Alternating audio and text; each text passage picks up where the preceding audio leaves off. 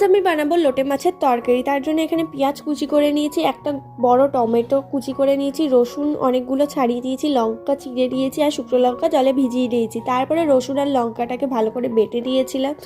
আর এখানে মাছে আমি নুন হলুদ মাখিয়ে নিয়েছিলাম। তেল গরম হওয়ার পরে পেঁয়াজ আর লঙ্কাটাকে ভালো মতো ভেজে তারপরে টমেটো দিয়ে কিছুক্ষণ নাড়াচাড়া করার পরে রসুন আর লঙ্কা বাটাটা মিশিয়ে দিয়েছিলাম। কিছুক্ষণ নাড়াচাড়া করার পরে নুন আর হলুদ দিয়ে দিয়েছিলাম স্বাদ মতো, আর দিয়ে দিয়েছিলাম সামান্য চিনি।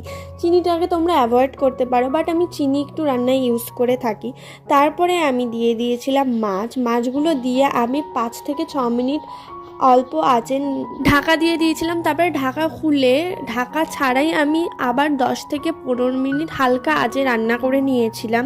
কিছুটা এরকম হয়েছিল দেখতে। তারপরে আরও যখন শুকিয়ে আসবে জিনিসটা তখনই তুলে নিতে হবে, আর এটা গরম গরম ভাতে খেতে দারুণ লাগে।